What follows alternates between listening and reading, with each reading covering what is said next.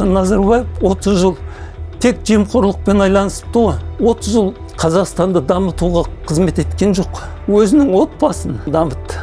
Қазақстан не болса да бәрібір ма? Ертең осы Қазақстан деген жер қала ма деп ойламай ма ол кісілер сонда? Бұл негізі өте білімсіз адам. Үлкен қара басын ойлап қалған адам екен. Назарбаев келгеннен кейін ғылым академиясын қиратты. Білім саласын, ғылым саласын қиратты. Тәуелсіздіктен айырылып қалмасақ екен деп қорқамыз. Тәуелсіздіктен айырылсақ, біз орыс болып кетеміз.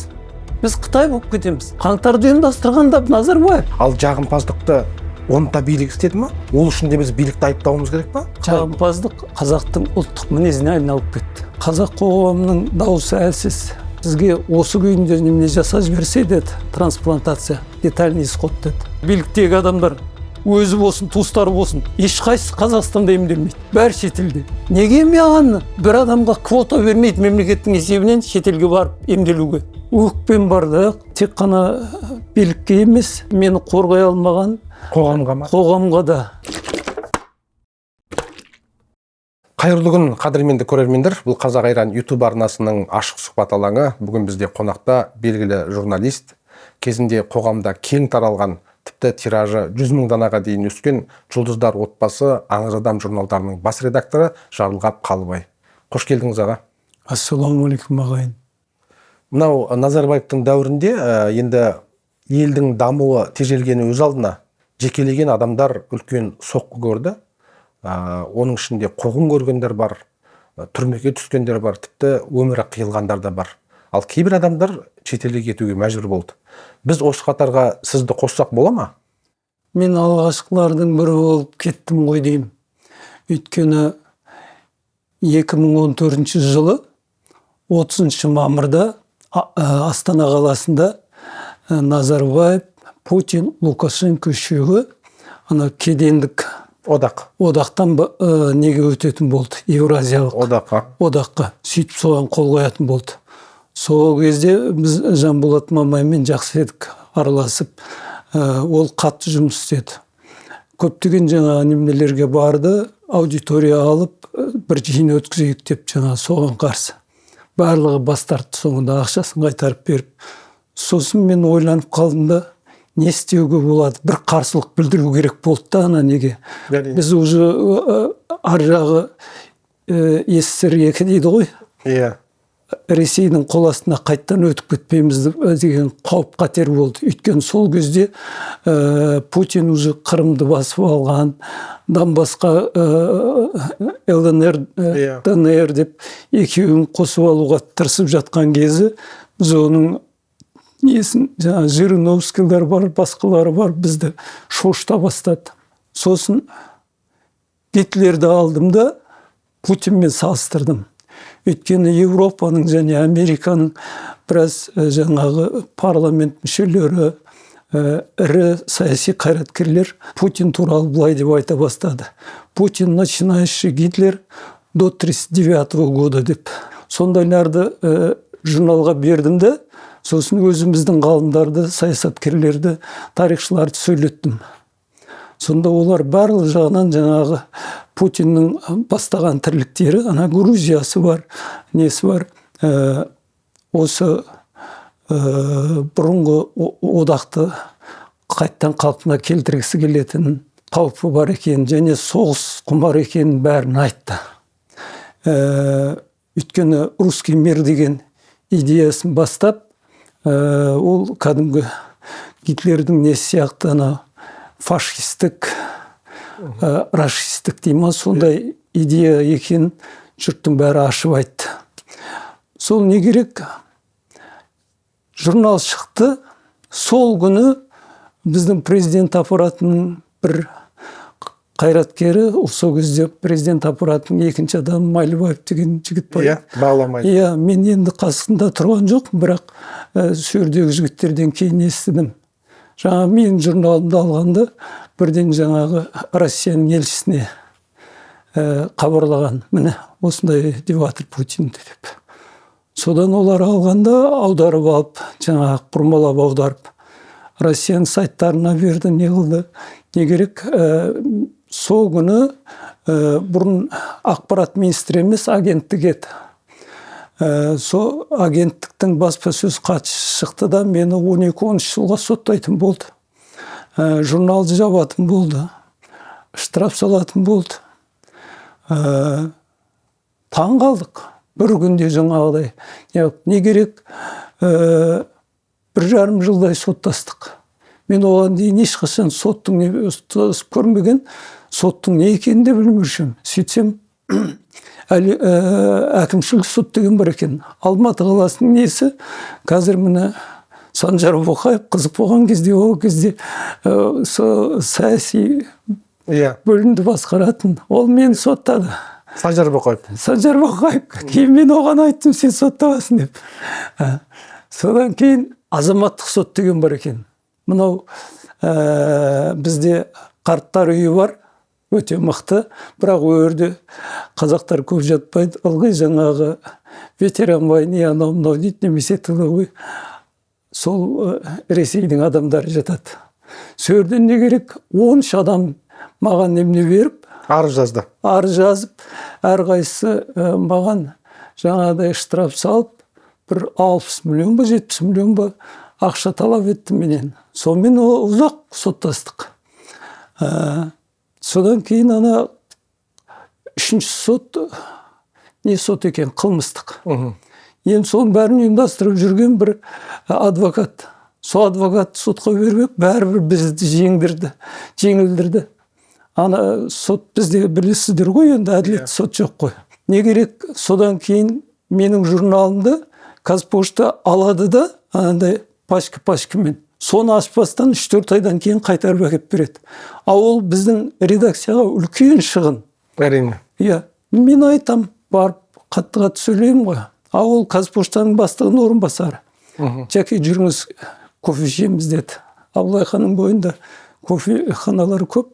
Соны айттым. Мен жұмыстан шығарып берсе, сіз мен бала шаған бағасыз ба дейді. Егер мен сіздің журналыңызды алмай апарып, қайтып әкелмесем, сіз мен сотқа бересіз, договор бойынша таратпады деп. Мен екі оттың ортасындамын дейді. Не істейсіз? Мен жақсы түсіндім. Бірақ не керек? Айналып келгенде редакция шығынға батты. Бізді жөн таратпайды. Журналдың тиражын құлатты. Қаншама немізді соттың несіменен ақшамызды кәдімгі неден алып қойды. Сонда маған қатты соққы болды. Кәдімгі стресс, депрессия дегендермен. Кешіріңізші аға, енді кейін түсінікті ғой журналда. Жоқ, мен бұның бәрін айтып отырған себебім жаңағы шетелге не үшін кеткенімді айтайын деп отырмын. Содан жаңағы мен көңілім қалды бәрінен. Журнал жасауға да ешқандай қызығушылық жоқ, басқа да жоқ. Әбден жаңағы неге толып қалған, ішім депрессия мен стресске. Нені редакцияны балама бердім да, директор қылып. Анау өзім орныма редакторларды сайладым да, бір жылға Америкаға ағылшын тілін үйренуге оқуға кеттім. Бизнес неме дейді, сондай менен саласындағы.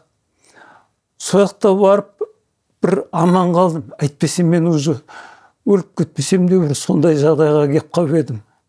2016 жыл. Одан келдім де тағы ешқандай жұмысқа неге немем жоқ. И өкпем бар да. Тек қана билікке емес, тіпті мені қорғай алмаған қоғамға да. Содан бала шағамды алдым да Анталияға кеттім. Ояқта 3 жыл тұрдым. Сол кезде көп талдау жасадым. Біздің қоғамға, біздің қазақ қоғамын қайтсек жаңағы көгертеміз деген ойлар сол кезде келді маған. Не істеуге болады?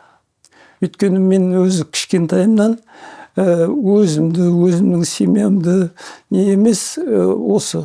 Ол баста мемлекетшіл адам едім да, мен неғып екен білмеймін, қоғамшыл. Осы ел болса екен, жер болса екен, ең алдыменен. Соның аясында менің отбасымда, мен де бәріміз басқалардың отбасында бәрі өркендейді, өседі, жақсы болады деген ойменен сөйтіп жүрдім. Ал бірақ біздің қоғамда қара басын ойлайтын адамдар көбейіп кетті да, егер бір жақсылық көрсе қоғамда, біреу арқылы көргісі келеді да, өзі ешқандай қиындыққа барғысы келмейді. Аға, кешіріңізші, мен арасында сіздің сөзіңізді бөлмеу үшін тыңдап отырмын да, бірақ осы алған тақырыптардан ауытқып кетпейміз. Бірақ оқырмандарға, көрермендерге түсінікті болу үшін кейбір мәселелерді анықтап алсақ, енді осы аңыз адам журналда титықтатып жауып құртты. Енді сіз кейін ойланған кезде не ойладыңыз? Жалпы осы журналды жабу, Гитлерге шамдану, бұл аңыз адамға Гитлердің шыққанына бір Кремльдің қытығына тиді ме? Жоқ әлде біздің биліктің өзі Мәскеуге қарап жалтақтайтын билік, бұл соған ұнамай қалды ма? Қайсысын ойладыңыз кейін? Таңғалдық біз. Бірінші рет Ресейден Қазақстанға соғыс жағдайындағыдай анандай не келді? Нота дей ма? Сондай. Сол нотаның ішінде жаңағы неофашизмнің ошағы, мына редакцияны құрт, журналды құрт деген жазулардың ішінде бір жол болды. Бұл біздің елдің президенті Путинді Гитлерге теңеді. Бұны біз кешіре алмаймыз дегендей. Кейін біз оны жазған кезімізде міне осы үшін мені соттап жатыр деп. Олар сол немнен алып тастады. Сол сөйлемдерді. Сондықтан бұл жерде Путиннің пәрмені Назарбаевқа әсер етті де соттауды бастады. 1,5 жыл сот болған сол. Ал бірақ сол кездегі қоғам қайраткерлері мені журналды қатты қолдады. Соны сұрайын деген аға, сіз қазір қоғам мені қолдамады дедіңіз, бірақ сіздің қасыңызда қоғамдағы тұлғалар Асанәлі Әшімов, Мұхтар Шаханов, Жасарал Қуанышәлім болды, мықты тарихшы Мәмбет Қойгелдиев болды. Енді одан артық кім керек? Солар неге қолдай алмады? Олардың қолдауын елемей қойды ма билік? Елемей қойды. Елемей қойды. Өйткені Назарбаевқа Путинге мені соттап отырғаны, журналымды жабайын деп отырған несі керек болды. Өйткені қайта-қайта мен туралы КТК-дан бастап Москваның нелерін бәрі жазып атты. Қандай сот болып жатыр, не істеп жатыр. Мені енді Гитлер сияқты фашист деді ма, фашизмнің несі деді ма, идеологы, енді айтпаған түгі жоқ. И журналды жаңағыдай не қылып, әйтпесе журнал оған дейін тек қана Қазақстанда аңыз адам ең құрметті журнал болды ғой. Соның бәрін түпәйгесін қылуға тырысты. Ал бірақ біздің жаңағы қоғам қайраткерлері бір жиналысқа шығып мені қорғады. Ол қорғаған себебінің біреуі 9 мамыр күні мынау ауған соғысының ардагерлері мен Ұлы Отан соғысының балалары, қыздары бар, ана Панфиловтың қызы. Солар бәрі барып жаңағы менің журналымды өртеді. Сөрде төбелес шығып кете жаздады. Кейін жаңағы соған қарсы біздің қоғам қайраткерлері баспасөз конференциясын берді. Сөрге барған кезде бізге кәдімгі аналар жабылып келіп төбелесетіндей қуып келді бізді. Бір 20-30 жаңағы нелер, әскери киімдегі нелер. Сосын біз немне бергеннен кейін біздің немне басында мені шынында қатты соттап, журналды бірден жаба салғысы келген. Ана кісілер айтқаннан кейін кішкене жаңағы Назарбаевтар ойланды. Содан мен соттаудан, журналдың жабылуынан аман қалдық деп ойлаймын. Аға, жаңа айттыңыз ғой, жалпы мына елге белгілі тұлғалардың өзі сізді қорғай алмады. Бір нақты ешқандай журналға да залал келтірмей, сізге де залал келтірмей қорғай алмады да, жаңағы сіз айттыңыз, қоғамға да ренішім болды. Қоғам соны қорғай алатын бе еді? Қоғам қандай кезде қорғай алады осындай мәселені? Білесіз ба, біздің Қазақстанда қазақ қоғамының дауысы әлсіз. Бізде тек орыс тіліндегі нелерді ғана тыңдайды да, солардың ғана дауысы жоғарыда, біздікі төмен. Тіпті қоғам қайраткерлерінің өзінің несін тыңдай бермейді, құлаққа іле бермейді Назарбаевтар. Сол кезде де, қазірде. Сол жағынан біз кішкене ұтылдық. Бұл неден аға, тіліміздің, мемлекеттік тілдің өзінің орнында тұрмағаннан ба? Жоқ, ол біз мысалы Қазақстан, қазақ елі Ресейдің қол астында 300 жыл дейді, ол дұрыс емес. 300 жыл крепостер салды, не қылды. Бірақ таза не қылғаны 1862-64 жылы Шоқан Уәлихановпен бірге ана кім келіп, мына бірінші неде соғыс басталды ғой, осы Алматының жанындағы мына ауылдарда. Өш жердегі соғыс, одан жаңағы Бішкектегі соғыс, одан Таразда алды, Әулиеата дейтін. Одан Шымкентте өте қатты неме болды. Үлкен соғыс болды. Сол кезде ғана барып бізді жаулап алды. Түгел. Орта Азияны жаулап алды Ресей. Міне содан бастап есептегенде біз 150 жылдай отарлық езгіде болдық. Отарлық езгі бізді қатты не қылды, өйткені Кенесары Қасымовтың несі тоқтағаннан кейін қозғалысы. Ары қарай қазақтар бас көтере алмайтындай жағдайда болды. Оның үстіне біз ұзақ уақыт жаңағы неден, білімнен, ғылымнан, әсіресе әскери технологиядан артта қалған ел болдық қой, Орта Азиядағы. Ал Ресей ана Германияның, Европаның бүкіл ең жақсы қару-жарағымен қаруланған, біліммен қаруланған сондай ел болды. Ал соның арқасында әрқашанда кімнің әскери қаруы күшті, кімнің білімі күшті, солар жаңағы жаулап болады, солар империя болады. Сондай қол астында болдық та, езгіні көп көрдік біздің халық. Бізде сатқындық пайда бола бастады. Сол болыс сайлауында да, басқасында да. Одан жаңағы алаш қайраткерлері бір бас көтеріп не қылып еді, оларды 37 жылы бастарына алып тастады. Біздің қазақ халқы басынан айырылған, тек денесі қалған адамдай болып қалды. Оның үстіне бізді 2-3 жаңа ашаршылық қинады. 16 жылғы жаңағы бір бас көтергенде бір қырып тастады, білесің мынау? Алаш. Одан кейін 19 жыл анау Тұрар Рысқұловтың жаңағы неғып Совет өкіметінен алған несіменен мына оңтүстікте болған қатты ашаршылықта бір құтқарды. Бірақ бәрібір шығын көп болды. Одан кейін 21-22 жыл бүкіл Қазақстан бойынша тағы екінші толқын үлкен ашаршылық болды.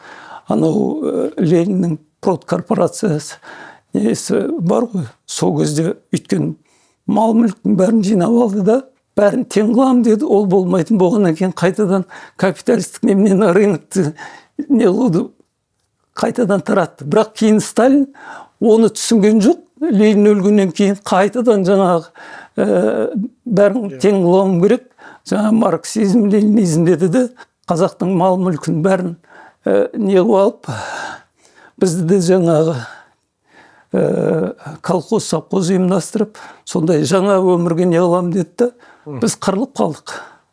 Бізді қыруға Сталин мүдделі болды. Өйткені мына жерді нені Ресей о бастан не қыла алмай жүрген, босатып ала алмай жүрген. Соның немнесі бар. Не керек біздің халық осындай езгіден, осындай немнелердің кезіндегі сатқындықтан ұзақ уақыт біздің халық сондай баяғы ерлік рухтық нелерін жоғалтып, өте әлсіз, жағымпаз, жалтақ, қорқақ, сондай неге түсіп қалды да, мұны кейін әркім қара басын ойлап кетті. Бізде анандай мемлекетшілдік пиғыл болмады. Өйткені бізде ұзақ уақыт жеке мемлекет болмағаннан кейін адамда мемлекетшілдік пиғыл болмайды. А мемлекет болған кезде ғана мемлекетшілдік рух, мемлекетшілік пиғыл пайда болады. Міне содан Совет өкіметі орнады, не қылды. Күні кешеге дейін әр қазақ қара басын ғана ойлайтын, өзінің отбасын ғана ойлайтын. Қазір өзгерді ме аға? Оны өзгертпеді. Мынау жаңа өзің айтқан Назарбаев 30 жыл тек жемқорлықпен айланысыпты ғой. Оны көбісі енді көзі ашылып жатыр. Кейін көзі ашылып, қазір жұрттың бәрі көрді. Сол 30 жыл Қазақстанды басқарған Назарбаев пен оның айналасындағы министрлер мен депутаттары, сот басқа нелері Қазақстаннан тұруға қорқып, өздері анау Дубайға көшіп кетті. Иә. Сояқтан барып жаңағы үйлер салуға ақшаларын не қылды. Өздері бір микрорайон болып отыр қазір. Балалары сояқта оқиды, өздері сояқта тұрады. Ауырса сояқта емделеді. Қазақстанға сенбейді. Не істеді олар сонда 30 жыл? Өз еліне сенбей. Яғни өздері 30 жыл міне жерді өркендеткен жоқ. Тек қана тонады. Содан кейін қашып кетті. Әсіресе мына 22 жылдың қаңтарынан кейін. Бұл сұмдық жағдай. Біз билік басына сондай жемқор адамды жіберіп алдық. Ол біздің үлкен трагедиямыз болды. Біздің ұлттың, мемлекеттің. Бізді дамытуға, жаңа өзің айттың, 30 жыл тежеп кетті. Тежелудеміз біз әлі. Сол жүйе, нұр жүйе деушек қой. Сол жүйе, сол қойған билік, сол неменен келе жатыр, сол ағыспенен. Біз ештеңе істей алмаймыз. Аға, қараңызшы, мына осы жемқорлықта айттыңыз ғой.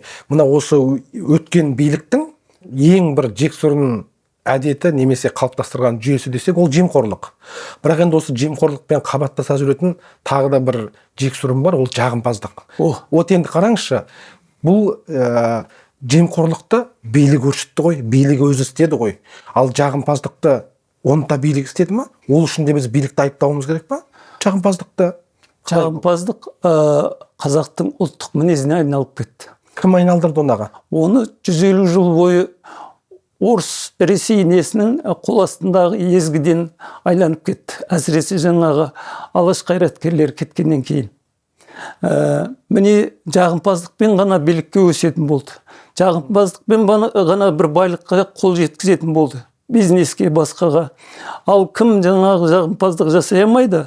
Адал, азамат, өзінің жаңағы достоинствосын түсірмейтін адамдарға ештеңе жоқ.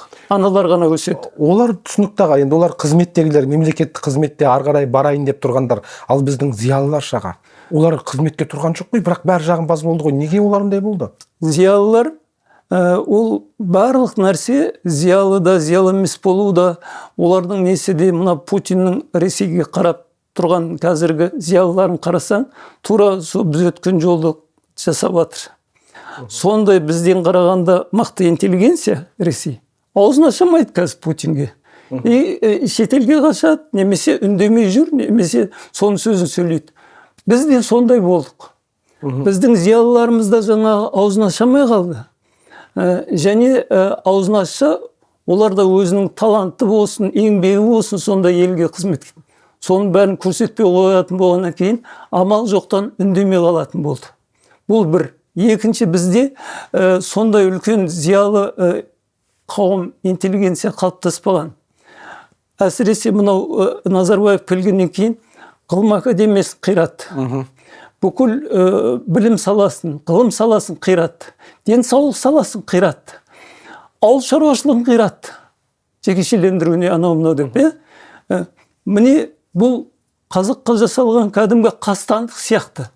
Өзінше жаңағы не қылам деген шығар мына бұрынғы социалистік құрылыстан, мынау рыноктық, нарықтық жүйеге көшем деді ғой. Бірақ сондай бізге үлкен шығынменен жасалды.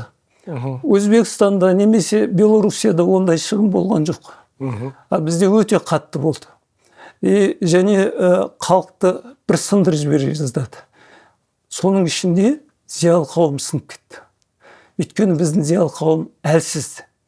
Бізде ұлттық рух төмен болып кеткен, анау 150 жылда. Бізде мынау азаматтық қоғам жоқ, қалыптаспаған. Және оны қалыптастырмады да. Бізде жақсы әділетті сайлау дейміз, оның болмайтын себебі бізде не оппозицияның болмай себебі бізде тәуелсіз партия жоқ. Барлығы жасанды биліктің партиялары. Егер бізде тәуелсіз партия құруға мүмкіндік бергенде оппозиция күшейеді. Бізде қазір тып-типыл болды. Ешқандай билікке қарсы сөйлейтін оппозициялық топ жоқ, зиялы қауым жоқ. Тек қана билік не айтады, соны қоштап, соны неғып келе жатырған халық бар. Қараңызшы аға, сол Назарбаев кетті ғой, сонда халықтың бәрі ойлады. міне енді әділеттілік келеді, бұрынғы мына тапсырыспен өлтірілген саяси қылмыстардың құпиясы ашылады, елдің ұрланған, жырланған дүниесі қайтып келеді деп соған сенді. Сіз де сендіңіз ба сол кезде? Бәріміз үміттендік. Мынау 19 жылы ол кетіп, орнына Тоқаев қойып кетіп отырғанда кәдімгі бір жаңа бір реформа болатындай, біздің ел енді дамитындай, сондай қатты үміт болғанда, артынан қарасақ Нұрсұлтан деп Астананың атын ауыстырып, ойбай Нұрсұлтан анау бұл Нұрсұлтан Назарбаев басында жаңа Сингапурдың Лин Куан Ю неменесіменен дамытам деп біраз самұрық қазына анау жасады, оны бірақ өзінің пайдасына не қылды. Сол сияқты 19 жылы орнын кімге бергенмен Тоқаевқа, өзі анау Қытайдың мықты несі болды ғой, Мао Цзедуннан кейінгі Қытайды дамытқан кісі. Соғысып, кітапханаға барып алып, былай сырттан басқаратын болып, кітапханаға отырып алды. Кім Ағұрда да отыр Тоқаев, бұл кітапханада отыр. 2 жыл билікті тағы бермеді. Ақыры жаңағы қаңтарға жетті. Қаңтарды ұйымдастырғанда барлығы айтып отыр. Тоқаев емес, Назарбаевтар ұйымдастырды. Ана Масимовтерге бәрін Масимов өзі барып айта алмас еді дейді. Мына жерде 20 000 террорист тұр. Қазір ана самолетке мініңіз, сізге жетерлік қаржы бар, ұшып кетіңіз. Сонда Тоқаевтың орнына қайтадан 2 жыл Назарбаев келмекші болды. Сосын өзінің адамдарына бермекші болды. Неге сонша ол үйтіп жүр? Өйткені Назарбаев 30 жыл Қазақстанды басқарғанда, Қазақстанды дамытуға қызмет еткен жоқ. Ол өзінің отбасын, өзінің сыбайлас жаңағы министрлері менен депутаттарын, сот, басқа нелерін, генералдарын, солардың отбасыларын дамытты. Соларға жаңағы араб елдеріндегідей керемет жағдай жасады. Басында айтып еді ғой, мен араб елінен де мықты қыламын анау. Ол соны ғана жасады да, халыққа жасамады. Міне сондай жағдайға жеткізді бізді. Аға, мен осы бір нәрсені түсінбеймін да. Сол қанша жесе де жей берсін, енді көп қой, олдан миллиардтап, триллиондап жинасын. Бірақ енді өмір деген өлшеулі да, өмірден кім кетпейді? Өмірден 30 жыл отырған адамда кетеді, 1 жыл отырған адамда кетеді. Олар сонда, олардың көкейінде не бар? Қазақстан не болса да бәрібір ма?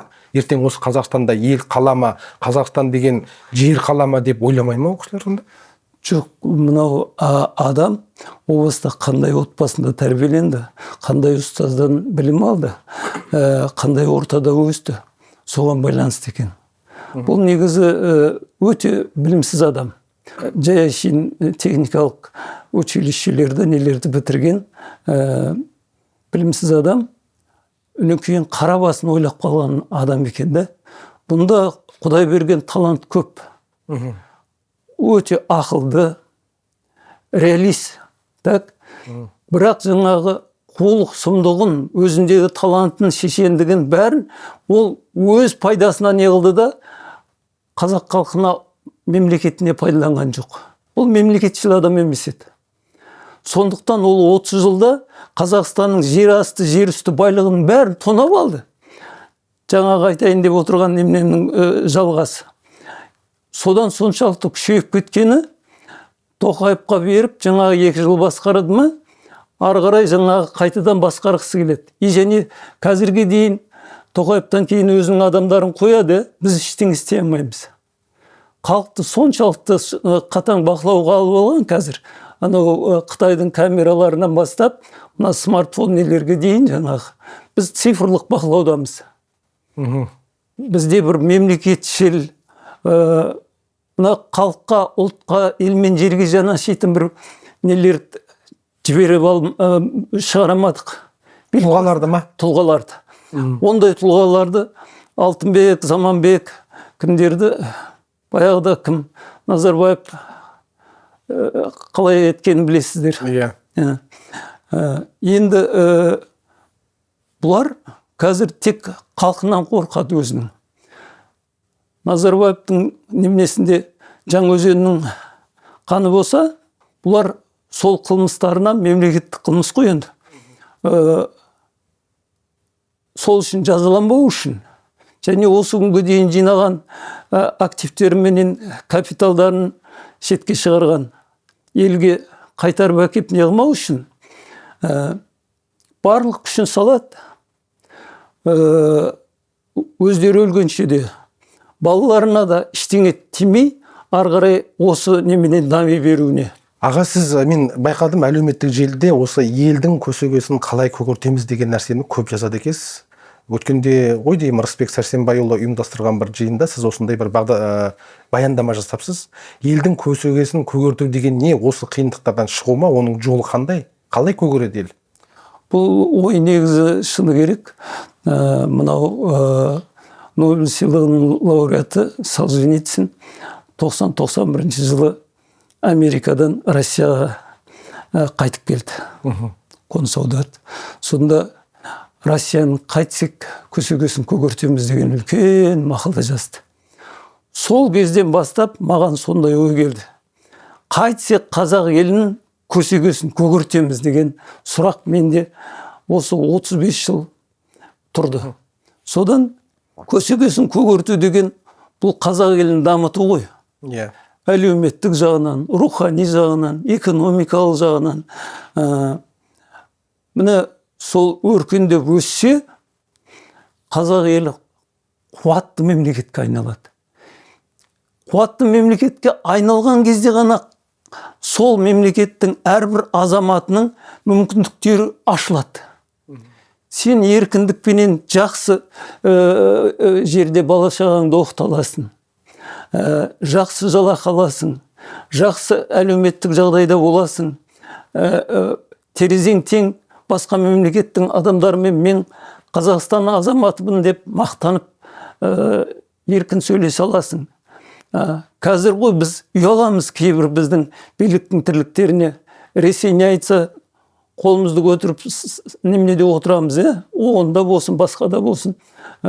Қытай не қылса, Қытайға нені беріп отырамыз, жер десе жер деп, басқа десе басқасын. Міне осындай негізде адам ұялады. Бірақ бір жағынан түсінесің, бермесе олар, біз сондай геосаясатта екі үлкен аю менен айдаһардың арасында отырмыз. Біз жеп қояды. Ал екінші жағынан қорқасың. 30 жыл басқарған Назарбаев елдің қанша немнесін өзі пайдаланып және шетелге беріп, соның процентін алып неғып отыр, Су тегін кетіп жатыр, мұнайымыз бенен нелеріміз. Қарашығанақтан ба бірдеңен 2% дей ма, 1% дей ма, сондай-ақ бізге қайтады екен. Басқасының бәрі аналарға кетті, американдықтарға. Сол сияқты жаңа қанша нәрсеміз Ресейге кетіп жатыр, қанша нәрсеміз Қытайға кетіп жатыр. Осылар біздің экономикалық тәуелсіздігімізді жартылай құлатқан сияқты. Бірақ біз білмейміз. Біздің өкімет өте жабық мемлекет. Ол саясатын бізге айтпайды, көрсетпейді. Кез келген халық үшін ең құнды нәрсе тәуелсіздік.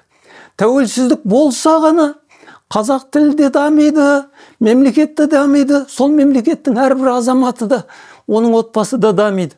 Біз содан қорқамыз, соған алаңдаймыз. Бірақ өкінішке орай біз сияқты мемлекетшіл адамдар, Жасарал Қуанышалин сияқты азаматтар өте аз. Қазақта санаулы. Бәрі айттым ғой, жақсы адамдар көп бізде. Мен айтар едім, қазақтың қазіргі жақсы адамдары кімдер деп. Жақсы адамдар ол сен, мен де жақсы. Жүгіріп барып, Әміржан Қосановпен де қолын алып жақсы. Оларда принцип жоқ. Принцип жоқ. Билікпен де жақсы, халыққа да жақсы көрінгісі келеді. Және ешкіммен ұрысқысы келмейді, ешкіммен жаңағы неғысы келмейді. Таулас жаға жыртқысы келмейді. Жаға жыртқысы келмейді.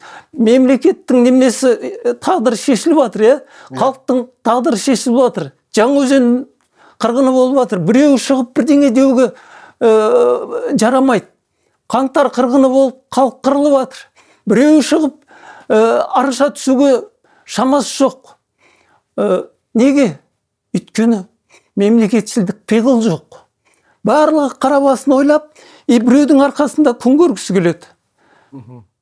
Біреу жасап берсе екен дейді. Біреу жасап берсе, сол немене. Назарбаев билікте отырды ма? Назарбаев арқылы жаңағы билікке баласын, несін өсіргісі келіп, бар болыс жағымпазданды біздің жазушылар, біздің зиялы қауым, немесе жаңағы басқалары үй алғысы келеді, кітабын шығарғысы келеді, орден, медаль, марапат алғысы келеді. Бұл біздің ел өте майдаланып кетті. Азып кетті. Аға, азғанның бір себебі сол ма деймін? Назарбаевты кеше мақтап, асты үстіне түсіп, оны пайғамбарға теңеп, басқа қылғандар кейін жамандап шықты. Бақ, билік ауысқан соң. Бұл не енді? Бұл сұмдық қой? Ол ештеңе емес. Бізде жаңағы Назарбаев кезін қылмыс жасап отырғанда мемлекеттік айтқан, соған қарсы шыққан Жасарал Қуаныш әндерді соттады. Оны қолдайтын бір зиялы қауым жоқ. Біздің мемлекет, біздің билік халықты саясаттан шеттетті. Сендер саясатқа не қылмаңдар, біз бәрін өзіміз не қыламыз деген сияқты. Сондықтан халық саясаттан шеттеп қалды. Ал саясатпен әрбір азамат осы мемлекеттің шұғылданса ғана мына мемлекет тәуелсіздігін де сақтайды, демократиялық қоғамда, азаматтық қоғамда құрар еді. Шетелдің барлығында қарасаңыз сондай. Бізді содан тайдырды. Өздерінің жасап отырған саясаты елді тонау, енді Дубайға барып тұрып жатыр. Аға, осы сұрақ болған, тура соған кеп қалдық. Алтынбек Сәрсенбаев марқұм осыдан ширек ғасыр бұрын саясатпен біз өзіміз айналысуымыз керек. Өзіміз айналыспасақ, өзіміз саясат жасауымыз керек деді. Иә, Қазақстандағы саясатпен өзгелер айналысады деген. Біз соған келдік па сонда? Келдік. Және бізде билікпенен халықтың арасы соншалықты алшақтап кеткені, біз қазір билікке сенбейміз халық. Бұлар өткені 30 жыл басқарған Назарбаев бізге халықты сендірмей тастады. Ол бізді басқарған жоқ. Өзінің жаңағы отбасын бай қылып Қазақстан тонады. Қайтып сенесің бұндай билікке? Қазір халық билік көріп отыр. Халық бізге жау деп.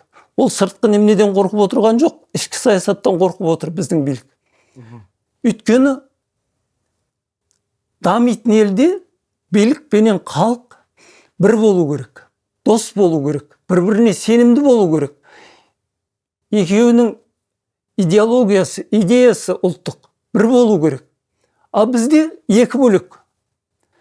Біз мысалы қазақ тілін дамытамыз дейміз, олар орыс тілін дамытып жатыр. Біз әділетті қоғам құрамыз дейміз, заң үстемдігі жоғары болатын. Олардың заңы жаңа әділетті адамдарды апарып неге тығып жатыр?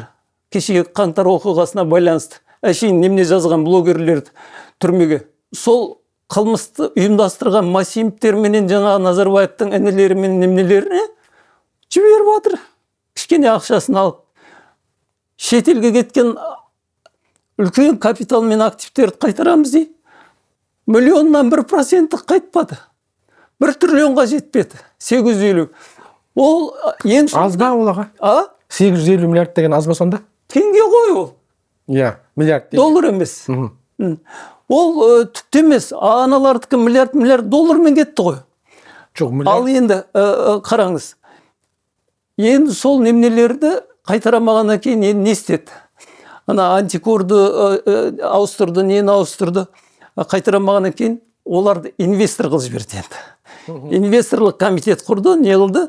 Назарбаевтар ана шетелге тыққан активменен капиталын енді біздің анау тесттер салуға, АЭС салуға, басқа салуға инвестор болып келіп жатыр. Өздері айтты. Мына бәлелердің несі? Шетелден алған тәжірибесі Назарбаевтардың. Назарбаев ақылды дедім ғой. Бұл тек өзінің пайдасына ақылды екен да. Өздерінен сондай ұзақ стратегиялық нәрселер жасаған схемалар. Сол бойынша қазір Қазақстанға ана жаққа тыққан ақшаны шетелдің немнесіне көп саламайды екен. Бірақ налог шетелге кетіп жатыр. Сол елдің атынан келіп инвестор болып салып жатыр ғой. Иә. Сонда бұлар бәрін ұйымдастырып, бәрін ойластырып қойған, біз тұзаққа түстік. Содан қорқатынымыз осы мемлекеттен, тәуелсіздіктен айырылып қалмасақ екен деп қорқамыз. Тәуелсіздіктен айырылсақ, біз орыс болып кетеміз. Біз Қытай болып кетеміз. Біз ұлт ретінде жоғаламыз. Жер бетінен. Соған мемлекетшілдік пиғылменен қарсы тұратын азаматтар жоқ бізде. Бүгінгі күніменен өмір сүріп жатыр. Ертеңгісін ойламайды, өзінің бала-шағасын, олардың болашағын ойламайды. Міне сондай қоғамға қалай кейде өкпелемейсің? Қалай не қылмайсың? Сіз дағы шетелге кеттіңіз ғой, ақш-қа бардыңыз, Турцияда 3 жыл тұрдым дедіңіз. Сол кезде сізді билік қуған жоқ. Сіз осы билікпен, сол қоғамнан бір жиреніп кеттіңіз ба сонда? Жиреніп кеттім. Және менің жиренгенімді халық білді де, менің бұрынғы әріптестерімнің, бұрынғы оқырмандарымның көбісі билікшіл адамдар ғой. Оларда мемлекеттік пиғыл жоқ, мемлекетшілдік көпшілігінде, бәрінде емес әрине. Міне солар мені жек көріп кетті. Олар мені шығарып тастады өздерінің есінен. Топтан дейміз бе? Топтан, достығынан. Біз амандаспайтын дәрежелерге жеттік. Сіз аттарын айта алмайсыз ба? Жоқ, аттарын атау көп қой олар. Мысалы, жаңағы Бауыржан Омаров деген жігіт бар. Ол Казгуде оқыған кезде, мен советтің председателі, ол жаңадан үйленіп жатыр. Жаңағы жатақханаға келуге рұқсат етемін. Содан олар үйленді, не қылды, үйіне шақырып, сөйтіп араласып, жақсы жігіт болып жүрді.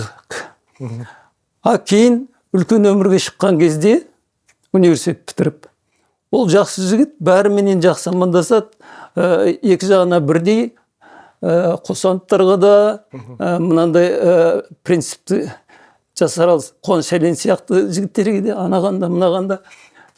Ең соңында қазір президент аппаратында, президентке көмекші ме сондай. Оның жаңағы несі өте жақсы адам. Ол сенімен де жақсы, анамен де жақсы, мынамен де жақсы. Бірақ онда мемлекетшілдік пиғыл жоқ. Онда өзінің отбасыменен қарабасын, балаларын жақсы оқыту, не қылу, жағдайын жасау. Міне сондай адамдар көбейіп кетті. Жаңағы Бауыржан жақсы адам. Жақсы адамдығы сонша. Ол ақпарат министрлігінде ақпарат комитетінің төрағасы болып отырды. Менің журналым ең мықты журнал болып тұр Қазақстанда. Менің қолымда 1-2 жыл дизайнер болып істеген, оның жерлесі бар. Жас бала. Ол да 8-ші сыныпты ғана бітірген бала. Бірақ еңбекқор, мен дизайнға үйреттім, сонымен жаңағы неғып кеткен. Бір күні неге барып қалсақ Астанаға. Енді амандасайық деп кірейін деп атсам, менің жаңағы қол астында істеген жігітке баспасөздің үздігі деген ба, бір медаль бар ғой? Сондай беріп жатыр. Ал маған ешкім ондай берген жоқ. Ана жігіт ол менің журналым сияқты соның көшірмесін жасап біраз жүрді да, кейін оны тастады да, өзі областа үйінде саудагер болып істеген жаңағы ата-анасымен бірге базарда. Қайтадан магазинші болып кетті. Міне соларға немене беріп жатыр, сонда жерлестік, руластық, сондай немнелер бар, ал менің еңбегімді елемеу. Басқа бір жаңағы немене болса, маған мүмкін ең үлкен орденді де беруге болар ма еді, Қазақстанның жаңағы президенттік сыйлығын беруге де болар ма еді. Маған ешқайсысы ондай бермейді. Бұл неден кейін шығар? Жаңағы аңыз адамның дауынан кейін шығар? Одан бұрында берген жоқ па? Жоқ, одан бұрында кейін де берген жоқ. Бірақ мынау жаңағы айттың ғой, сол Гитлердің дауы кезіндегі анау төрде отырған баспасөздің несін ұйымдастырған ағалардың барлығы біраз қайтыс болып кеткен нелер бар. Аңыз адамды қатты құрметтеді ме? Құрметтеді. Жақсы пікірлер айтып кетті. журналда тұр олардың бәрі. Иә. Ол халықтың берген маған бағасы ғой. бағасы, құрметі. Ал биліктің бағасы жаңағы. Аға, мен сізге енді бір не сұрақ қояйыншы. Мысалы, біз бағанағы зиялыны айтсақ, халыққа жаны ашитын мемлекетшіл тұлғаны айтсақ, мысалы, Шерхан Мұртаза. Ол кісіні. Қазір Шерхан Мұртазаның шәкіртіміз дейтін бір шоғыр кәдімгі журналистер бар, үлкен аға буын. Мысалы, соның ішіндегі біреуі кезінде жасалашты басқарған Нұртөре Жүсіп, кейін Назарбаевты мақтап сенатор болды. Ескі билікпен 30 жыл алысқан Ермұрат Бапи қазір мәжілісімен, бірақ кішкене ұстанымдары өзгерген сияқты болып көрінеді. Сізде сол кісінің шәкіртімін дейсіз. Ұстаздарыңыз біреу Шерхан Мұртаза. Сіздер неге әртүрлісіздер, аға? Ол біз шерағаңа келгенге дейін қалған азаматтарымыз ғой. Және ұстанымдарымыз шында әртүрлі. Мен жастайымнан ақ мемлекетшіл адамын. Ал Нұртөренің несі басқаша. Ермұрат мына Қажыгелдинге еріп, біраз шындығында оппозициялық неде жақсы жүрді. Батты не қылды, ұзақ уақыт шығарып. Ал ең соңында мына ондай белгілі жағына өтіп кеткен адамдар өте көп. Бұл да шаршады ғой деймін. Қазір президент Тоқаевтың сөзін бәрін қолдайды, ешқандай неге қарсы келмейді. Бірақ соның өзінде кішкене халықтың сөзін айтады. Иә. Енді Тоқаев соңғы немнесінде жолдамасында айтты. Тек қана партиялық тізімменен депутаттыққа өтесіңдер. Андай бір мандаттық неменен не қылмайсыңдар. Бұл бір 10 шақты адам ғана бір мандаттықпен өткен. Иә. Ермұрат, Бақытжан Базарбек бар. Иә. Абзал Құспан бар ғой деймін. Абзал Құспан бар. Мынау кім бар? Заитов. Ринат Заитов. Айдос Сарым бар. Жоқ, Айдос Сарым Нұр Отаннан өтті. Міне осындай адамдар ғана жаңағы кішкене халықтың сөзін айтады. Енді олар да болмайтын болды ма? Олар да болмайтын болды енді. Жоқ, енді бұлар партияға кіреді ғой, енді амал жоқ. Өйткені бұлар бір биліктің корпусына енді ма, одан шыққысы келмейді. Өйткені анандай миллион теңге жалақы алып отырып, қандай үлкен жағдай жасап отырып, енді одан кеткісі келмейді. Соларға кеткісі келмейтін нәрсе не? Мен мысалы түсінбеймін.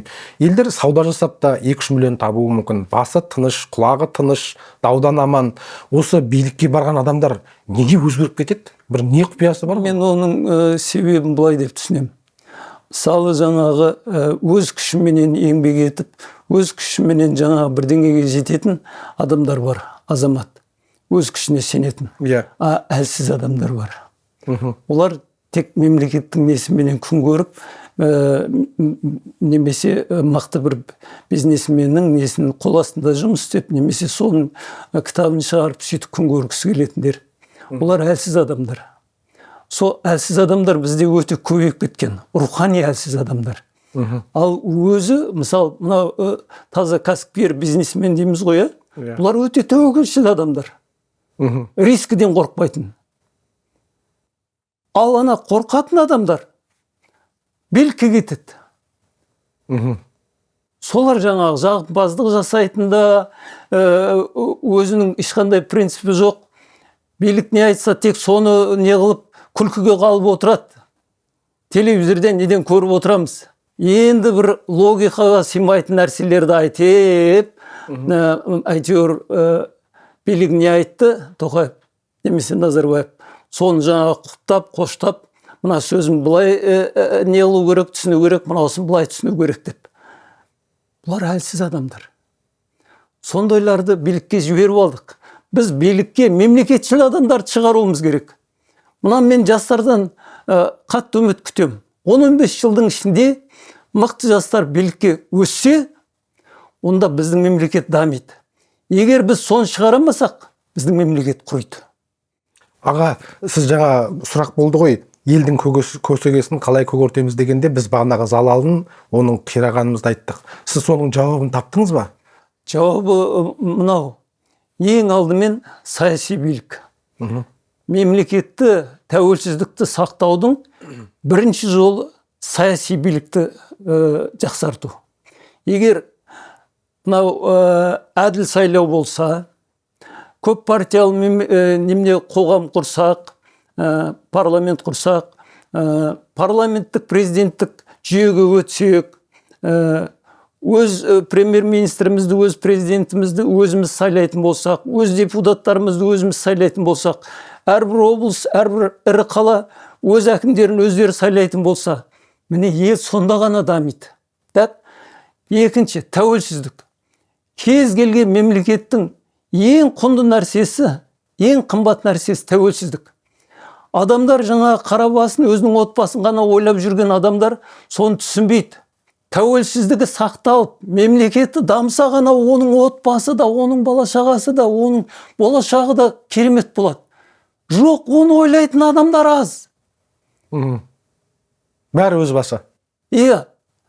Ал енді сондайға жету үшін бізге қалайда тәуелсіздікті сақтап қалуымыз керек. Тәуелсіздік, мемлекеттілік бізге Алланың сыйлаған сыйы. Қанша ғасырлар бойы біз армандап келіп, қазақ хандығынан кейін жоғалтып алған немізді, мемлекетімізді қайта құрдық. Тәуелсіздікке бір қол жеткіздік. Енді осы мемлекетті, осы тәуелсіздікті құртып алмау үшін әрбір қазақ негізгі нәрсесін осыны ойлану керек. Осыған жаңағы еңбек ету керек. Осыған күш салу керек. Сол үшін де саясатпен айланысу керек. Егер саясатпен айланыспаса, ертең қайтадан бала-шағасы орыс немесе Қытай шүршіт болып кетеді. Қысқасы жауабы сол. Әркім саясатпен айналысу керек, сіздіңше? Саясатпен айланысу керек. Мен мына Түркияда жүргенде таң қалдым. Аялдама дейміз ғой, автобус аялдамасын.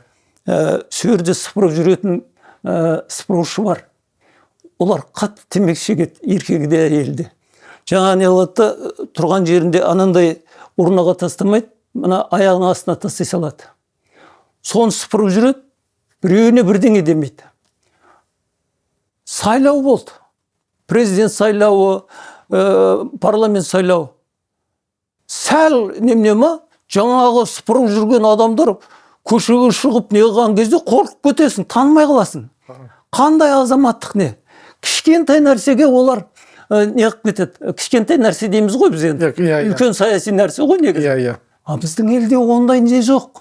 Ондай сыпырушы түгілі үлкен саясатпен шұғылданып, ғылыммен, біліммен шұғылданған зиялы қауымның өзі ондай азаматтық неменені көрсете алмайды, қылықты, мінезді.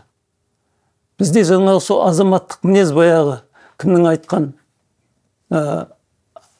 атақты Алаш көсемі Әлихан, ондай ұлттық мінез болмай тұр ғой. Сол мінез жоғалтып алдық қой біз.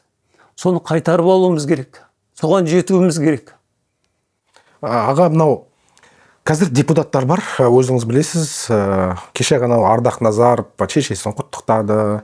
Ана бір Дәулет Мұқаев деген бала бар, кешке дейін елдің тұсауын кесіп жүреді, оптым кесем деп жүреді.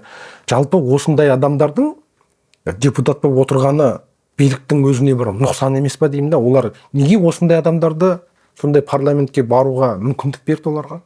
Ол Нұрсұлтан Назарбаевтың құрған жүйесінің, системасының несі. Оларға жаңағы елдің тағдырын шешетін, өздеріне қарсы келетін парламенттің депутаттары керек емес. Оларға жаңағы өздерін қолдап отыратын әшейін адамдардың немесі керек. Жоқ, ол түсінікті ғой, бірақ дәл мұндай емес, кішкене елге күлкі болмайтындай адам таңдап алуға болмай ма? Енді билік айтады жоғарыдан. Сөйтті ол немені орындататын әр облыстың, әр қаланың, әр ауданның, әр ауылдың әкімдері. Соларға жаңағы инструкция түседі. Осындай адамдар табыңдар, спортшы болсын, немене болсын, танымал адам болсын. Бірақ саясатта соншалықты жаңағы ненің керек жоқ. Көрегенділігі, білімділігі орташа болса болды. Бізге әшейін депутат керек. Сонда кім Ырысбек Сәрсенбайұлы жеңіп тұр, соны не қылып әкімдер осы онемнен кімді жеңгізді? Ардақ Назаров. Не үшін? Өйткені жоғарыдан анандай сондай инструкция келіп тұр. Оның үстіне әр әкімнің таңдаған немесі әртүрлі. мына әкімнің таңдағаны Ардақ Назаров болып тұр ғой. Иә. Айтса ана жаққа, жоқ бұл болмайды, бұның білімі жоқ, күлкі болып қаламыз, сәл мына басқа біреуін не қылайық, Иә. ырысбекті сайламасақта деп. Иә. Әр елден, әр облыстан, әр жерден сондай болып қалады енді арасында. Аға, мына сұрақ үшін сізден кешірім сұрайын. Менде бұл пендеуи ой ғой, енді адам кейде бір жаны қиналғанда, шаршағанда ойлануы мүмкін. Сіз осы таңдаған жолым дұрыс емес болды ау деп ойламайсыз ба өзіңіздің? Мысалы, сіз кезінде билікшіл журналист болсаңыз, Нұр Отанға кіретін едіңіз, Нұр Отаннан Аманатқа баратын едіңіз. Қазір Мақсат Толықбай мен Нартай Аралбайдан сіз кем емессіз ғой, сөйтіп отыратын едіңіз. Неге осы жолға кеттім деп ойламайсыз ба, кейде өкінбейсіз ба? Мынау азды көпті біліммен, ғылыммен шұғылданған адам ондай оңай жолға бармайды. Мен мынау неден кейін Горизонт өркен несінде Дархан бірінші Мыңбаев редактор болды. Ол телевидениеге ауысқаннан кейін мен оның орнында болдым, бас редактор болып. Бірақ о кезде бізді қаржыландырмай қойды. Иманғали Тасмағамбет премьер-министрінің орынбасары, Алтынбек Сәрсенбаев министр. Екеуінің несін не қылды да, ананың несі жоғары болып, Тасмағамбетов. Мынау Бегелді Ғабдуллинге бір новый поколениемен бір газет ашып берді, соған қаржыны аударды, бізге бөлінетін қаржыны. Бізді 2 жыл қаржысыз қалдырды. Бұны бірақ Алтынбек ашып еді? Горизонт өркенге Алтынбек редактор болған. Иә. Ананы Алтынбек ашқан жоқ, олар ашты. Ол Алтынбектің несі министрлігі просто оны тіркеді. Иә. Сонымен не керек? Біз банкрот болдық. Қаржысы қайда барады редакция? Содан мені кім Намазалы Омашев ағайымыз, менің ұстазым, неге шақырды? Казгуге журналистика факультетіне декан болды да, сен ғылымның адамысың, бізге кел деді. Мен бардым. Сөйттімде 1-2 жылда шында диссертация қорғап, ғылым кандидаты болдым. PhD доктор деп те жазып берді. Оқытушы болдым, қанша жыл доцент болдым. Сонда бәрін ойландым. Мен негізі практикалық журналистпін. Сол журналистиканы тастаған келген жоқ. Ал енді мен бір тәуелсіз газет не ашайын десем, билік ондай маған еркін немне жібермейді. Мүмкіндік бермейді. Содан кейін мен қазақтың рухын көтеретін не нәрсе деп ойландым да, қазақтың рухын. Бұл кезде жаңағы 2 рет ана 10 жылдан қазақ тіліне программа жасап көтере алмай қойды ғой. Қазақтың тілі менен несін, рухын көтеретін нәрсе ол қазақтың әні мен жыры, қазақтың өнері дедім. Сөйттім де жаңағы мынау Жұлдыздар отбасы журналдары содан кетті. Мен жаңағы бірінші нелерді қатты көтердім. Әншілерменен жаңағы өнерпаздарды, өйткені саясатпен араласпағанмен кез келген қазақ отбасы, кез келген қазақ мынау жақсы әндерменен жырларды тыңдайды, қазақ өнерін, қазақ күйін, домбыраны қатты сыйлайды. Мен соны көтеріп не қылғаннан кейін оны алды да мемлекеттік баспасөз телевидениеге шығарып жіберді оның бәрін. Солар телевидениеде әншілер жүргізуші болып кетті. Иә.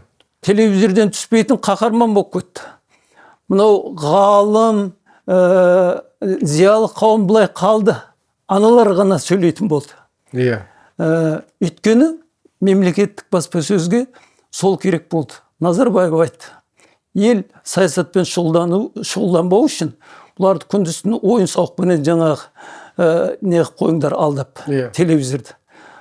Аналарды сонымен жапты да, өйткені қазақ теледидарында көкейкесті ірі мәселелерді көтеріп отыратын бағдарламалардың бәрін жауып тастап, тек жаңағыдағы кетті. Ұзақ жылдар халықты ойын сауықпенен жаңағы ақымақ қылды. Ана Гитлердің ба, Гиммлердің ба сөздері бар ғой, жаңағы халықты не қылу үшін жаңағы Гитлердің идеолог бір кісі атын ұмытып тұрмын. тек не бір оқыған сияқты. иә ойын сауықпенен шұғылдандырып халықты сондай не қылып осы музыкамен ақ бұларды мал қылып жіберуге болады дегендей. Ағанда осы аңыз адамның 100-ші саны Мұстафа Өзтүрікке арналыпты да. Енді Мұстафа Өзтүріктің марқұм қазақтың сондай бір қаршығадай азаматы қазасына қатысты құпия көп. Сіздер осыны қаншалықты зерттей алдыңыздар? Енді зерттегенде байқасаңыз, аңыз адам журналы еш қайсысын мынау дұрыс, мынау қате деп жазған жоқ. Біз бір тұлғаны жазатын болсақ, сол тұлғаны зерттеген, немесе қасында жүрген, сонымен араласқан әртүрлі саланың мамандарыменен ғалымдарды, нелерді сөйлетеміз. Солардың пікірін ғана береміз. Жинақтап бересіздер. Жинақтап береміз. Солардың айтқанын ғана бергендіктен қандай құпия немесе нені ашуға тырысқанымызбен олардан артық зерттеген жоқпыз ғой біз. Жоқ, анау соның жақындары осындай күдігіміз бар деп ондай ештеме айтқан жоқ па? Болды ғой. Бәрі бар ғой. Сол журналдың ішінде тұр ғой. Ал енді олардың ешқайсысы дәл атап мынандай болды деп не қыламайды. Мынаның несінен болды деп не қыламайды, бірақ жаңағы күдіктерін айтты бәрі. Осыдан дегендей. Аға, бір сұрақ қояйыншы. Мынау бір жазбаңыздан көріп қалдым. Кішкентай кезімнен тиын санауды білемін, өйткені әкем 11 жасымда өмірден өтті. Ол кезде шешем, кіші інім шешемнің құрсағында еді. Мен қанша жаста дейсіз? Бір жаста айттыңыз енді. Сондай ғана жастамын. Шешем сол балалардың бәрін бақты, балалардың үлкені мен едім дейсіз. Енді тағдыр, енді ойладым, сізді бір ертерек жаңа бір қақпа қылға алған екен, өмір сынағын ертерек берген екен. Енді жетім өсу деген нәрсе бар. Енді жалпы жетімдік сізге не берді, аға? Оның жақсы жағы да бар екен, жаман жағы да бар екен. Иә. Жақсы жағы адамға жауапкершілікті ертерек береді. Мен ауылдағы көп ойымға айланысып жүрген өзім құрдастарымның бірі болып, еркін жаңағы егер әке-шешем неғып тұрған кезінде ештеңені ойламастан, қатты оқып неғымастан, өмірдің қиындығына неғымастан, сол қатардағы сол ортаның баласы болар едім. Ал енді адамға қайғы, не қасірет ерте түскен кезде ол ойланады. Сосын өмірдің өткінші екенін түсінесің. Өмірдің қысқа екенін түсінесің, әкең өліп отырғаннан кейін. Мына қысқа өмірде мен кім болам? Не үшін келдім бұл өмірге? Не жасауым керек деп, тіпті сондай ойларға берілесің. Содан ірі кітаптарды оқи бастайсың. Ананың өміріне, мынаның өміріне жазылған сол кездегі жалын журналы, жұлдыз журналындағы немелерді оқушым басында. Жазушылардың жақсы повестері мен нелері ғой. Бірақ анадан кейін мен есейіп кеттім.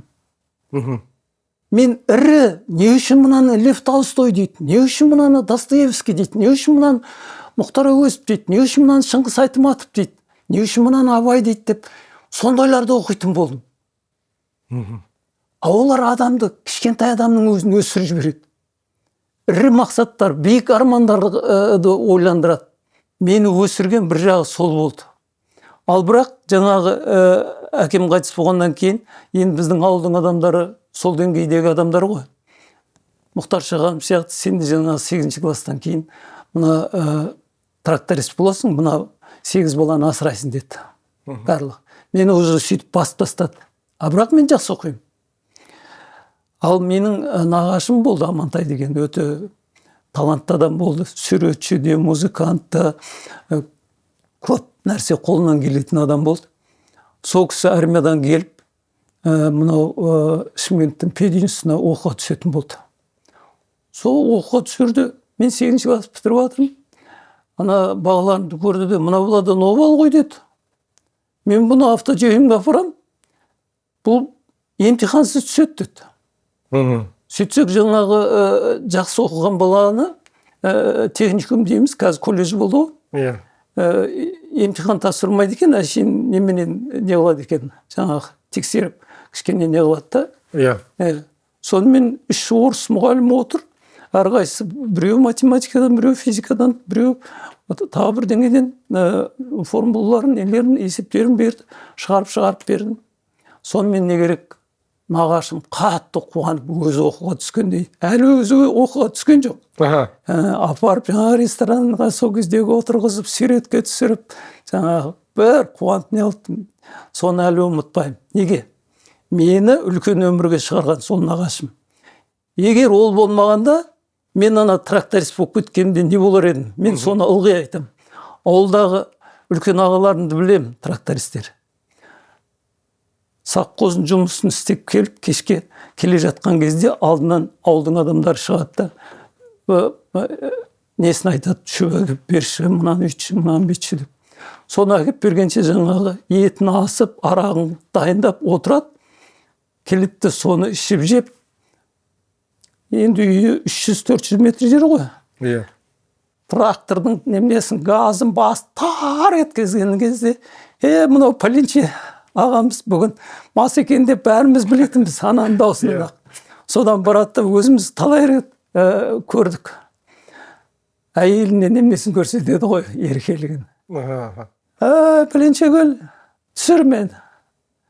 Тракторден түсірудің өзі оны қолпаштап, барып ұйықтайды, сонымен жаңағы 10 баланың әкесі. Әйелі жаңағы ардақтана. Мен соның бірі болар едім. Нағашым мені алып шықтаны жаққа. Нағашымның несін ешқашан ұмытпаймын. Енді аға, мен мына сұрақты қоймасам, мына Қазақ Айранның 160 мың көрермені неге осы сұрақты қоймады деп айтар еді. Өйткені енді біз естідік, хабардармыз, сауығып кетуіңізді тілейміз. Екінші жағынан, сізді білетін кешегі 100 мыңдаған журналдың оқырмандары бар. Сізді бағалайтын халық бар. Егер сіздің сауығыңызға көмектесеміз, қол ұшын созамыз, үлес қосамыз десе, ол кісілерге де мүмкіндік жасағымыз келді. Енді сұрағым, сіз қатерлі ісікке шалдыққаныңызды қашан білдіңіз аға? Кеш білдім. Мен Қазақстанның гепатологтарына кішкене ренішім бар. Бірінші ол 23 жылы жазда УЗИге түскен кезімде 2,5 сантиметр болды. Бірақ бар деді. 2,5 сантиметр бауырдың ішінде жаңағыдай ісік бар. Бірақ ол қатерлі деп айтқан жоқ па? Оны гемогиома деген сөз бар екен. Оларда медициналық. Бұл гемогиома, бұл доброкачественный дейді, злокачественный емес. Тек бірақ диета ұстаңыз, арақ ішпеңіз, анау-мынау деген сияқты нәрселерді айтады ғой. Сон жарты жыл өткеннен кейін тағы бір түссем 4,5-ға жетті. Тағы да жаңағы не алып, енді бірақ гепатолог, инфекционистке бар, хирургке бар, анау-мынау деп бір-біріне жібереді. Бәрі соны айтады. Сосын не қылып қаласың? Ой, бұл доброкачественный болса, не қылам мұны? Қаупі жоқ. Қаупі жоқ. Ал жазшыға бір түссем, ол 7,5 болып кеткен. Қатты үлкен. Сонда қанша уақыт өтті арасы? Арасы 1 жыл болды ғой. 1 жылда. Сонда егер аналар бірден айтса, 2,5-да, анау УЗИ деген көп нәрсені көрсете бермейді. Фиброскан деген бар, бауырдың немесін өлшейтін, фиброзын. Ол да көп нәрсені көрсете бермейді. Егер біреу айтса, МРТ-ға түс, КТ-ға түс, компьютерный томографияға, анау несімен, контрастымен бірге, сонда мынау көрсетеді деп. Ең соңында жаңа 7,5 болғанда барып, сызған институтының немесіне түскен кезімде, аналар қорқып кетті. ГЦК деді. Мен ГЦК деген не нәрсе айтыңдар десем, жоқ, неге онкологқа барыңыз, айтады деді. Барсам айтады, трансплантация керек сізге. Болды. Мынандай өсіп кетті. Алмадай болып тұр деп. Қорқып кеттім бірден. Ой, жоқ. Содан жаңағы ана онкологқа барам, мына онкологқа барам, әрқайсынан не аламын. Бұрын рак дегенді естіген болмаса, біз қарапайым адам өзіңе қауіп төніп тұрмағаннан кейін ол туралы ғылым, білім, ақпаратың болмайды екен. Мән бермейміз. Сөйтсем, оның 100 түрі бар екен. Негізгі. Одан бөлек немелер де бар. Содан не керек? Бір онкологтың ақылыменен Талдықорғанда бір жақсы немене бар екен, химиотерапия жасайтын, бірақ химиоэмболизация дейді. Мына шаттан тесіп, бауырдың неменесіне барады да бір неменен. Сол ісіктің аузына бірдеңе құйып жаңа не қылады. Иә. Химия ғой енді. Иә. Сондайдың бірінші жасады, жақсы болды. Содан сызғаныққа келіп едім. Бүгін былай жасадыңыз. Ертең жаңа басқа бір елге барып операция жасайтын болсаңыз, бізге келмеңіз деді. Ол не деген сөз сонда? Мен бұл не угроза ма дедім. Иә. Тікелей сол бөлімнің бастығы жаңағыдай бауырдың неменесін алмастыратын, не қылатын бөлім. Сөйтем, жоқ, бізде өз тәртіп сондай, кімдер жасайды, соның өйткені операция біреуді, ал оның астындағы ремиссия дегені 3-4 ай қайта-қайта әртүрлі немене болады екен, ол қиын екен. Сосын айттым, сонда мен егер сондай төтенше жағдайда болып Түркияға неменеге шетелге жетемей қалсам, мен өліп кете беруім керек па сізге келместен? Жоқ, ондай емес, анау мынау деп енді ақталды да, бірақ мен жек көріп кетті, ана көзбен көріп тұрмын. А мен оған сенбей қалдым. Енді мен оның қол астына барып жатқым келмейді. Қорқам. Ол анандай ойдан кейін кім біледі? Адамның өмірі тағдырын шешеді ғой. Әрине. Мен шетелге кетіп жасатам деп жүргенім сол бір жағынан. Әйтпесе біздің сызған күшті немене. Астанада да күшті неменелер бар дейді. Тек біздің қазақтарда жаңа құбылып тұрады, сәл қорқасың. Екінші бір себебі бізде жемқор елміз. Біз парақор елміз. Мен өмірімде пара бермей, жемқор болмай сөйтіп өтуге ұстанымым сондай. Сол неменен келе жатырмын. Мен өз-өзімді сыйламай қаламын. Ал ана неге барғаннан кейін сен анаған да беруің керек, мынаған да беруің керек. Қорқасың ғой енді. Әрине, иә. Сосын қайтып барасың.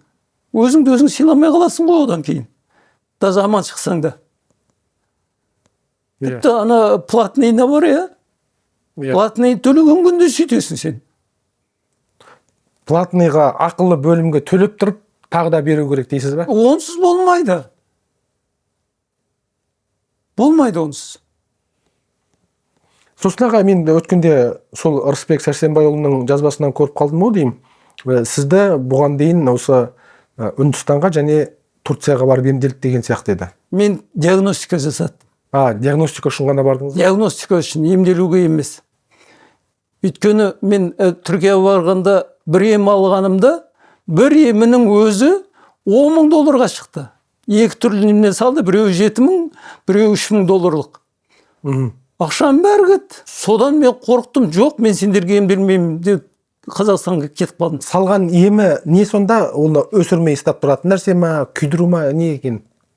Иммунный терапия деген бар. Таргетный деген бар. Иммунный деген жалпы иммунитетті көтеру. Негізі иммунитет төмен дегеннен кейін анау шығады ғой. Иә. Таргетный деген тікелей жаңағы бауыр ауруы ма, сол бауырға баратын несі. Ауыл өте қымбат тұрады ол дәрілер, шетелдікі. Иә. Соны жаңағы Түркиядан көрген екен, құрысын дедім, Индияға бардым. Мен неге? Біз Қазақстанда, Алматыда, Астанада түстім, ПЭТ-КТ деген ең соңғы немене бар. Компьютерный томографиядан кейін, МРТ-дан кейін, МРТ деген магнитный резонансын білесіздер ғой. Иә. Солардың бәріне түскенде, бұлардың жаңағы неге құятын, аппаратына құятын составы арзан нәрселерді алып құяды. Аппаратының немесі жасап отырған жұмысшының квалификациясы төмен болуы мүмкін. Сен ананың астында жатасың, бір азаптанып әрең шығасың. Жарты сағат жатсаң да, 15 минут жатсаң да, 1 сағат жатсаң да. Ал енді мен жаңа Индияны естідім де бардым. Шындығында заманауи ең соңғы аппаратура, Мен Түркияда да соны көрдім. Жеңіл жасайды. Ауырсынбайсыз. Ауырсынбайсыз.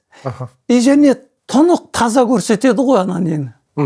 Сенің неңді, ауруың суретін несін. Иә. Мен тек сол үшін барып келдім. Индияға жасатуға, қанша дегенмен Индияның онкологтары болсын, дәрігерлері болсын, олар медицинасы жаңадан дамып келе жатырған ел. Олардың көбісі Россия, Қазақстан сияқты мемлекеттерде СССРда оқыған адамдар. Әлі оқиды ғой енді. Иә, әлі оқиды. Иә. Олардың квалификациясы анау Кореядағы, Германиядағы немелердің квалификациясындай жоғары емес. Бірақ технологияның ең жақсыларын алған. Өйткені Ұлыбританияның колониясы болды да, олар ағылшын тілін неме қылып, дүниежүзіменен оңай тіл табысады қазір, ағылшын тілі арқылы. Сол арқылы ең жақсы нәрселерді алып, немесін қатты дамытып келе жатыр медицина. Келешекте өте күшті болады. Оны біліп отырмын. Ал енді ояқта Үндістанда жасауға енді қалай енді өте қымбат тұрды ма ояқта да? Жоқ, арзан. Мынау Түркиядан 2-3 есе арзан. Енді мен тек диагностика жасаттым ғой. Бұлардың тек тамағы аш екен. Өткір, аш. Иә. Бір ондай аш емес тамағын көрмедім. Барғаннан кейін бір тамағын алып, бір қасығын аузыма салып едім, аузымнан кәдімгі от шықты ғой. Спайси дейді ағылшынша. Спайси деймін, я спайси дейді. Тамағын жей алмай қойдым. Сөйтсем, бізден барған жаңағы сол диагностикаға емделуге барып отырған қазақтардың көбісі өздерімен бірге немене афра деген. Біздің тамақтарды сөйтіп сояқта өз тамағын жасап ішеді екен квартирада. Негізінен әйелдер ғой. Мына біздің ракпен ауырып отырғандардың көбісі әйелдер, өкінішке орай. Солардан кейін естіп не қылдым, дедім, мен ер адаммын, сол тамағымды көтеріп жүрем ба? Ендігі жоспарға сонда Корея болып тұр ма енді? Корея болып тұр. Корея өйткені мыналардың несін соларға жібердім ғой. Иә. Кореяға. Сөйтіп осылардың диагностикасын көрді де, сіздің деді, мына бауырдан шығып тұрған 3 сосуд. Иә. Соның біреуі қарайып тұр деді. Егер сізге осы күйінде немене жаса жіберсе деді, трансплантация. Донордың немесін қондырған күнде сіз ұзаққа бармайсыз, детальный исход деді. Өліп кетесің деген сөз. Мына менен жақсы не қылмайды. Өйткені біреуі жаңағы кінәраты бар. Сосын екінші нәрсе деді, сіздің ұлтабарыңыз, поджелудочный железа дейді орысша. Сол нашар екен деді. Ол рас, панкреатит хронический бұрыннан. Бұл екеуін емдемесе болмайды деді. Бірақ соның анық-қанығын не қылып, емдеу үшін сіз бізге келіңіз дейді. Оған барып келуім үшін маған құрғанда 15-20 мың доллар керек. Бұлар қымбат тұрады. Бірақ өте таза не қылады. Мен өткен 16 жыл бұларға барып бір жалпы чекап дейді ғой, сондай жасатқам. Сонда бұлардың мықтылығы, мен Америкада жүргенде өтімді алдырдым. Сол өтімді алдырар кезде, операция жасар кезде төтенше жағдай болды ғой. Барлығын тексеріп, анализ алу керек. Жаңа Американың несі, госпиталі. Мен айттым, менде бар дедім. Электронный немнеге хабар беріп едім, электронный аналар тастады. Сонда арасында 1-2 айлық қана немне, бүкіл неменің бәрі бар. Соған қаратты, ешқандай немнеді сіз бірден операция жасап, жап-жақсы шығып кетті. Сонда мен мыналарға риза болғаным, басқа елдерде ондай емес. Сені бүкіл чекап жасады ма, не қылды ма, бәрін электронды неге поштаңа салып, суретіне дейін, несіне дейін, дискі, біз диск алып жүреміз ғой. Оны ешкім ашамайды, ана компьютер, мына компьютер. Осқа қалады. Оларда бәрін анаған сап береді, бәрін көз алдыңдағыдай қарайсында неғып кете бересің. Жетілгенін айтып отырмын да, Корея. Сосын мына біздің сол биліктегі адамдар, өзі болсын, туыстары болсын, ешқайсысы Қазақстанда емделмейді. Бәрі шетелде. Мен соны билікке айтқым келеді да, мен де осы Қазақстанның азаматымын. Оның үстіне мемлекетшіл азаматпын. Неге маған бір адамға квота бермейді мемлекеттің есебінен шетелге барып емделуге? Халыққа жаңа хабарлама жасады, Рысбек ағаға рахмет, Вадим Барекеге рахмет. Бірақ олардың жинаған несі 100 теңге, 500 теңге, 1000 теңгеден әлі 4 миллионға жеткен жоқ. 10 шақты күн болды. қазақ халқында үлкен ақша жоқ. Негізі жақсы ақша менен әлеуметтік жағдай орыс тілді халықта. Қазағы болсын, орысы болсын, басқасын болсын. Олар мен танымайды, білмейді. Танитындары бұл нацист, ана қазақ тілінің несі баяғы самолетте неменен не қылған, анау мынау деген сияқты мені КТК орыс тілді телеканалдар әбден неғып тастаған ғой, теріс емес. Иә. Сол бойынша таниды. Сондықтан олар мен жек көреді, маған ақша бөлмейді олар. Сондай жағдайдамын. Сондықтан жаңағы амал жоқтан биліктен ақша сұрайтын шығармын деп отырмын. Бір квота бер, жасатайын деп.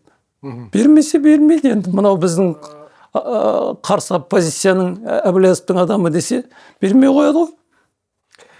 Сонда Кореядағы ұсыныс аға бірінші келіңіз тексерейік, одан кейін міндетті түрде трансплантация деп тұр ғой. Қысқасы алмастыру керек па? Бауырды. Оған енді ояқтан уже жоғары стадияға өтіп кеткен дейді ғой. Бірінші, екінші, үшінші, төртінші деп кете береді. Иә. Соны жоғары стадияға өтіп кеткен дейді. Ондай жағдайда уже басқа немене жолдары жоқ. Химиямен оны емдей алмайсың, иммунный терапиямен неменен емдей алмайсың. Емдесең де ұзаққа бармауы мүмкін. Химия деген немене дегендер 2-3 жыл сен өмір сүресің, соған дейін сен алдау тұратын нәрселер сияқты нәрсе мен кішкене зерттеп көрсем. Қадірлі көрермендер, сұхбатымыз осымен тамам. Сарапшымыздың денсаулығына кішкентай болса да үлес қосам десеңіздер мархабат. Сарапшымыздың әңгімесі ұнаса лайк басыңыздар, Қазақ Айранға жазылуды ұмытпаңыздар. Қош сау болыңыздар. Естеріңізге сала кетейін, экрандағы Каспий QR арқылы немесе видеоның мазмұнындағы Каспий Patreon сілтемелері арқылы редакциямызға қолдау көрсетсеңіз болады. Оны істегендерге алғысымыз шексіз, бұл маңызды.